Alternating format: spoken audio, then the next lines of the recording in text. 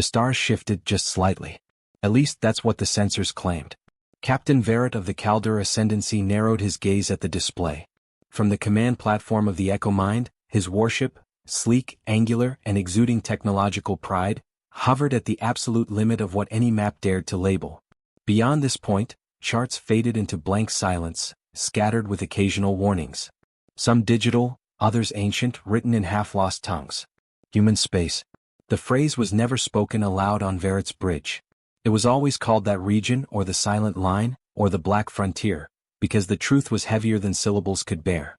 For over 80 years since the last known diplomatic attempt ended in a shattered envoy ship and a silent message beacon broadcasting only, never again. No ship, no empire, no trader, no pirate, no anyone had gone in. Not even the predators who circled all other territories like vultures. They didn't cross this border. Not out of law. But fear. And yet Verret stood here now. "I want to see it," he said. The bridge crew stiffened. Even his first sensorial, a hardened veteran with 4 psyche implants and half a face of polished chrome, turned to stare. "Captain?" she asked, her voice edged with something rare in her, hesitation. "I want to see their space," Verret said, stepping down from his dais, boots thudding against the obsidian floor. "Truly see it. We speak of humans like myths, like ancient galactic demons. But this, superstition, it has gone on long enough." A moment passed. Then 2. Even the ambient hum of the ship felt quieter. "Push the scanners to full," he ordered. "Map their silence." Reluctantly, orders were followed. Energy flowed through copper-silver veins in the ship's hull. Scanners pulsed out in every direction. Some invisible spectrums, others in forms of energy few species could name, let alone understand. The results were disturbing. The space beyond was not just empty. It was vacant, in a way that made data feel corrupted. Signals went in but did not return. Feedback loops bounced wrong. Time distortions flickered like echoes underwater. "Could be a defense grid," murmured one officer. "Or gravitic noise fields." "No," said Verret. "It's not technology." He knew. Deep inside his bones he knew. This wasn't the work of machines. It was the quiet left after something large had moved. Like the stillness in the jungle when a predator is near, but not yet seen. And still Verret gave the order. "Prepare the ship." We crossed the threshold at third watch. 3 hours later the ship's lights dimmed. Internal gravity held steady, but a thick tension hung in the air. A quiet that made even the AI buffers reduce their vocality, as if the ship itself didn't want to speak. The moment came. Verret stood on the command platform once more. His black and gold cloak billowed faintly in the artificial breeze of life support systems. In front of him, the shimmering line of border space gleamed in no visible spectrum, but everyone felt it. A line etched into reality by caution, death, and history. Cross. The Echo Mind surged forward. Smooth. Graceful. And yet, the stars changed. The moment the ship passed through that invisible veil, the constellations beyond shifted. It wasn't the ship's movement, it was the sky itself. The AI named Oryx chirped softly. "Apologies, Captain. We appear to have translated slightly. Coordinates do not match galactic mapping." "We didn't jump." "Correct. We did not. And yet, we are elsewhere." The screens showed stars, yes, but not the right ones. Whole quadrants had shifted. A sector that should have had a neutron graveyard was now a warm binary sun. "I don't understand," whispered his first sensorial. "This isn't natural." "Of course not," said Verret. "We've entered a domain not governed by nature." He stepped forward and peered into the vastness ahead. And then, without warning, the display cut out. Every screen, every sensor, every channel. Black. Then, one signal. An audio transmission. Simple. Direct. In an ancient human tongue, translated and filtered through auto systems. "You shouldn't be here." Panic spread like flame. One officer's implants overloaded. Another tried to hail any fleet signal. Nothing. Even Oryx went quiet, its avatar flickering like a dying firefly. Verret didn't move. "Translate response," he said. He kept his voice calm even as his hands shook. "This is Captain Verret of the Caldera Ascendancy. I come in peace. I seek understanding." There was silence. Then a return transmission. No words. Just a pulse. A beat. A rhythm. And in that rhythm, something ancient stirred. Not a voice but a presence. One that pushed into the mind, bypassing translation. It felt like standing before a massive gate carved into the bones of the universe. Verret staggered back. "What was that?" he gasped. "Unknown," said his first sensorial, clutching her temples. It felt like being watched. Another beat came. Another presence. Not hostile, not yet. But not indifferent either. Curious. And old. So very old. Verret drew a long breath. "Send this signal, I am willing to meet." His crew stared at him. He repeated it. And as the signal was cast into the void for a brief second, just one, a shadow passed across the stars. Not near. Not fast. Just present. A shadow the size of moons. A ship. A watcher. Or a god. And in that moment, Captain Verret realized the truth. No one dared enter human space. Because they never left. The shadow passed across the stars, and for a moment, everything stopped. Time didn't slow, it ceased. On board the Echomind, clocks froze. Atomic timers flickered into incoherence.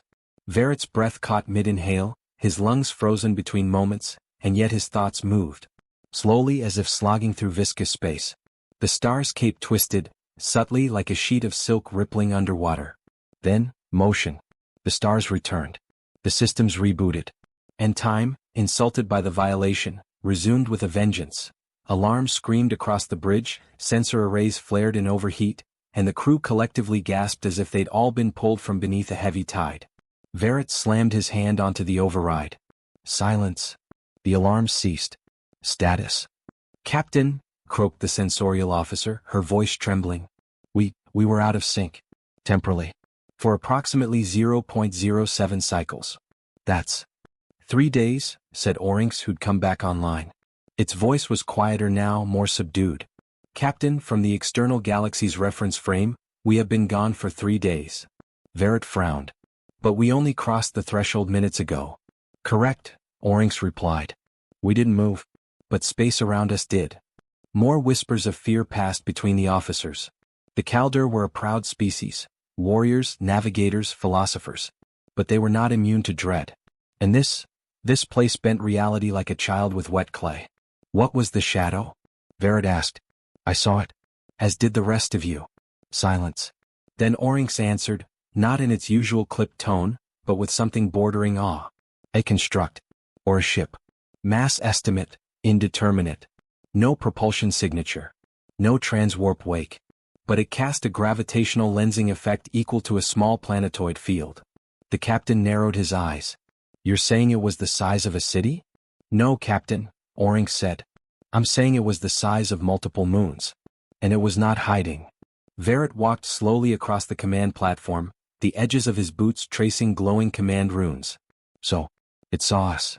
"Correct. And chose not to destroy us. For now." That phrase, that tiny lethal "for now," hung in the air like a toxin. "Prepare a shuttle," Verret said. His first sensorial's head whipped around. "Captain, what?" "I made a promise.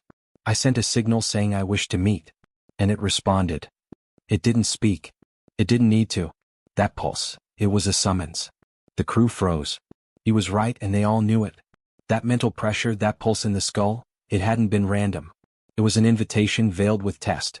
Verret turned to the communication node. "Play back the last received beat." Orinx complied. The bridge filled with a slow, heavy thrum. Like a drum carved from hollowed stone and wrapped in storm clouds. Each reverberation came with a subtle undertone, coordinates. Not exact. Not by star chart. But by feeling. Like a memory inserted into their minds. A direction.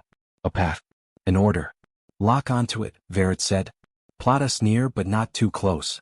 I'll go the rest of the way by shuttle." Orinx hesitated. "Captain, I must register this action as borderline suicidal. Protocol suggests." "Protocol doesn't exist here," Verret said. "We're in their house now." The shuttle detached from the Echomind with an almost respectful hush. Verret sat alone inside the cockpit. No guards. No aides. Just him, the hum of layered shielding fields, and the strange pressure of the void beyond the transparasteel canopy. He followed the pulse, not by signal but by instinct. The coordinates weren't something he could feed into a nav computer. They were impressions. Go where the silence gets heavier. Follow the cold that doesn't register on thermals. Drift where the stars feel closer than they should. And then he saw it. It wasn't a ship. It wasn't a station. It wasn't even a planet. It was a structure, floating in the void, massive, angular, built in geometric patterns that made no architectural sense.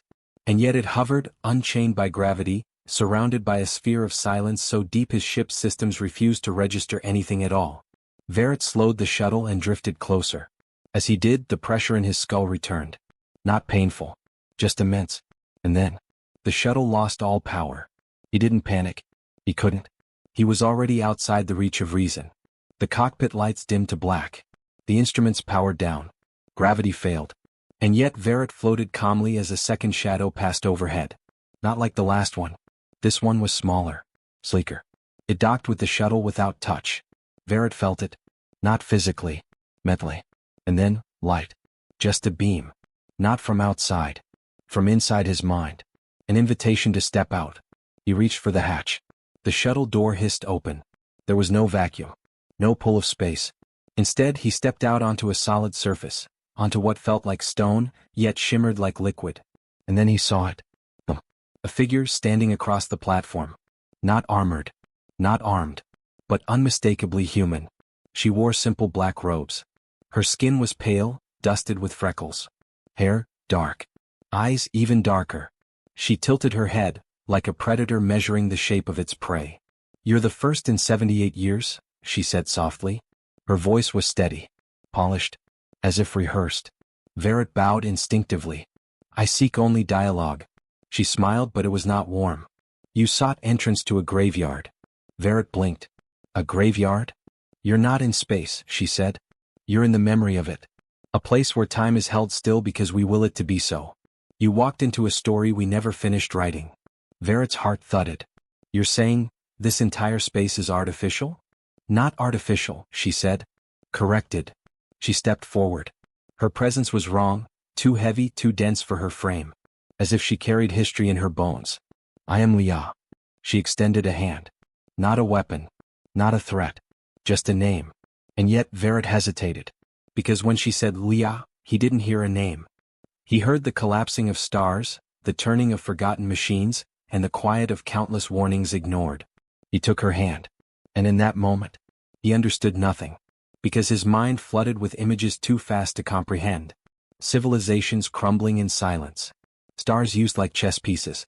A great machine that wasn't a machine, pulsing in Earth's orbit, waiting for a signal that never came. And at the center of it all, humans. Watching. Waiting. Choosing. "Yeah, let go. You'll come with me now." "To where?" She smiled. "To the part of your story that hasn't been written yet." Verret followed her. There was no choice. Not out of coercion, but because nothing else existed. When Leah walked, the void around them reshaped. The platform became corridor, the corridor became bridge, and the bridge led into a vast chamber not built for any known biology. The space bent inward and outward simultaneously. He tried to look away. He failed. It wasn't optical trickery, it was conceptual misalignment. The walls were made of something older than material. His translator implant strained, flickering between interpretations. Thought metal, dream stone, remembrance. "Is this human architecture?" he asked. Leah paused. "Once."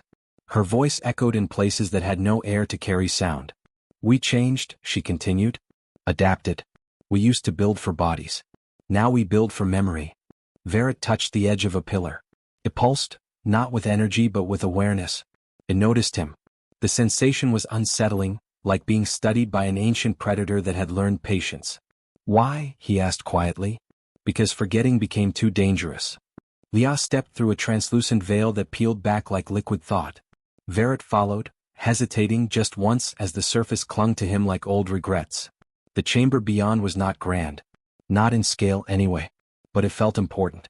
The kind of importance reserved for the first spark of a star, or the last breath of a dying god. In the center hovered a single chair. No wires. No controls.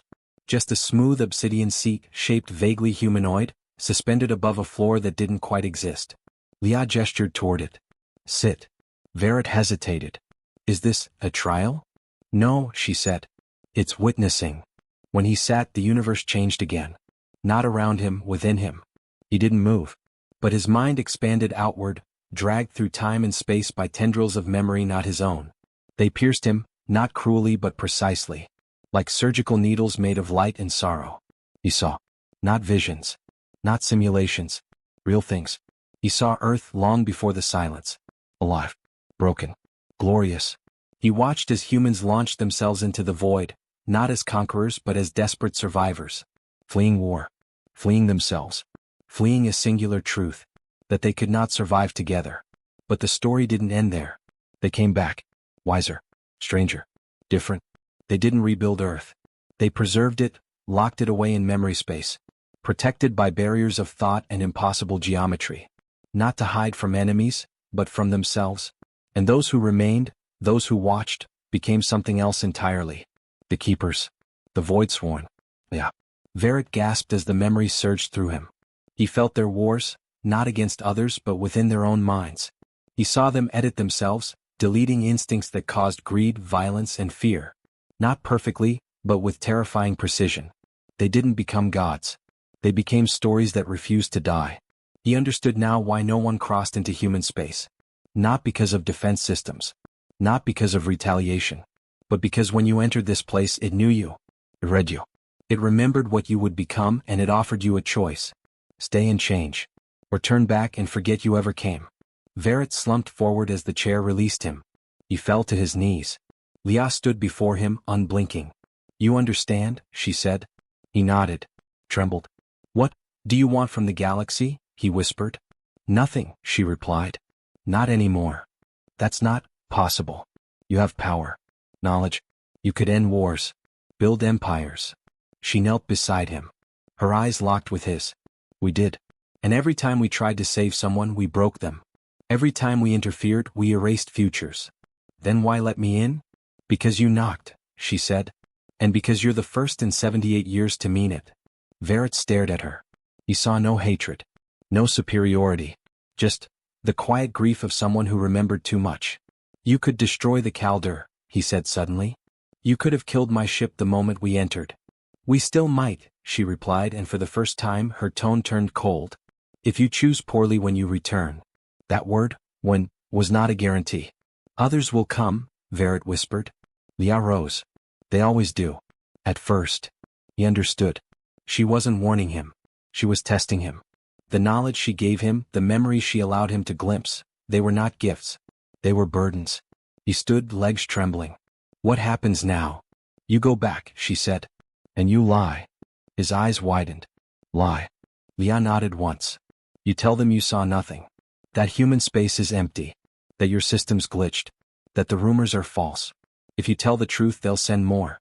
If you keep our secret, the silence holds. He hesitated. It was against everything he believed. But it was also the only path that didn't lead to war. Leah walked him back through the corridors, though they had changed again. Now they looked like memory fragments. A child's bedroom. A war bunker. A ruined field.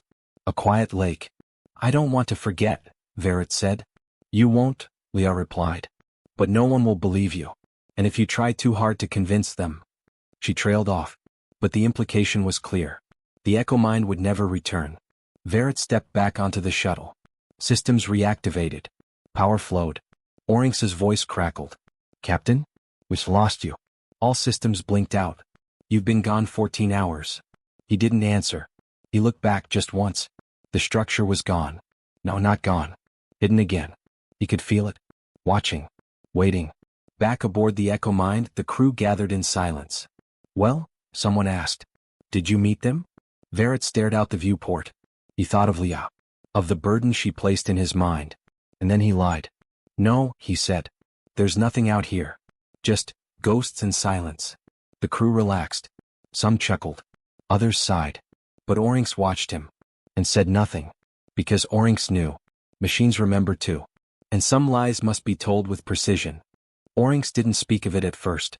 But Verret noticed. The android's gestures changed. More fluid, less mechanical. It no longer checked diagnostics every hour, no longer responded in preformatted linguistic blocks. It paused now, sometimes mid-sentence, as if choosing its words. As if it was dreaming. Verret had brought something back with him. Not a device. Not a weapon. A seed. It was in the silence between his crew's laughter. In the way the stars outside shimmered just a moment too long. The Echo Mind no longer felt like a ship. It felt like a breath held too long. One night, if such a word still held meaning in deep void, he stood alone on observation deck 4. It faced Earth's ghost sector. Nothing but starlight and emptiness out there. Except it wasn't empty. Not anymore. Oryx joined him silently. You kept your secret well, Captain, the android said at last. Too well. Verret sighed. I had to. Oryx tilted its head. Did you? Verret turned. I saw what they've become, Oryx. What we might become if we keep pushing. You were offline when it happened, but I felt it, like standing in the mind of a civilization that refused to die. You think hiding that truth will stop the Council from probing deeper? Verret shook his head. No. But it might slow them down long enough to realize they're not ready. Oryx's eyes flickered, a deeper hue of blue now, no longer regulation default. They will interrogate me, it said. They'll find traces of something. Data ghosts. Signature spikes. Faint remnants of what you brought back. I know, Verret said. He placed a hand on the glass. But Leah said something. She said, every time we interfered, we erased futures. I think this time we can protect one. They returned to known space 3 cycles later. The Echo Mind was hailed with confusion and relief. The news feeds told of war on the fringes, Calder pushing through neutral zones, the Jarathi abandoning treaties, the Council scrambling to adapt. Some expected Verret's return to mark a turning point. Instead he filed a report so bland it practically erased itself. Sector 3 Annul contained only dead relics and sensor ghosts. No threat, no find, no glory. The Council fumed, of course. He was grounded. Court-martial threatened. But the Council hesitated. Because even their best interrogation AIs couldn't find a lie in Verret's testimony. Because it wasn't a lie. Not exactly. Just a carefully pruned truth. Years passed. And the silence held. But the galaxy did not. A new war bloomed between the Calder and the Shari. Worlds burned. Refugees poured into Council territory.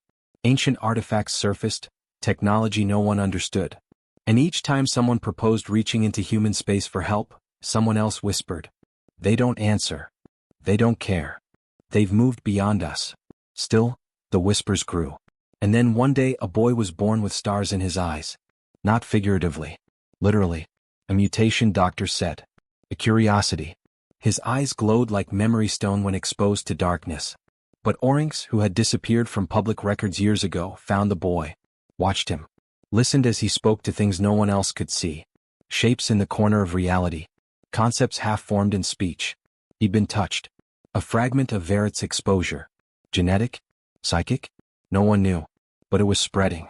A generation of children emerged across border colonies, each with strange dreams, impossible drawings, and an unshakable silence in their thoughts. It became known as the Whisper Bloom. And no one connected it to a single alien captain's voyage decades earlier. No one except the last man who remembered her name. Verret. Old now. Quiet. Watching from a forgotten station in the rings of Ulanar 9. His hands trembled more often these days. But his memory? Sharper than ever. He still saw her sometimes. In his dreams. Yeah.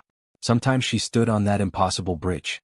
Sometimes she walked through the burning fields of a future that hadn't happened yet. And sometimes, she simply sat beside him. Saying nothing. Just watching. He knew what it meant. The silence didn't sleep. It waited. And it had chosen him, not for greatness. Not for strength. But for humility. Because not all threats come as fire. Some come as memory. And not all invasions begin with fleets. Some begin with truths whispered by the wrong mind at the right time. The final log Verret ever sent to the Council contained only one line.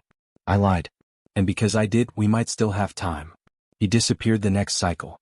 His body was never found. But on the outermost relay buoy of the Ulanar system, etched in impossible metal, one message remained. You knocked. We remember. The galaxy spun on. But something in its center shifted. And beyond the veil, the keepers stirred. Not in anger. Not in vengeance. But in preparation.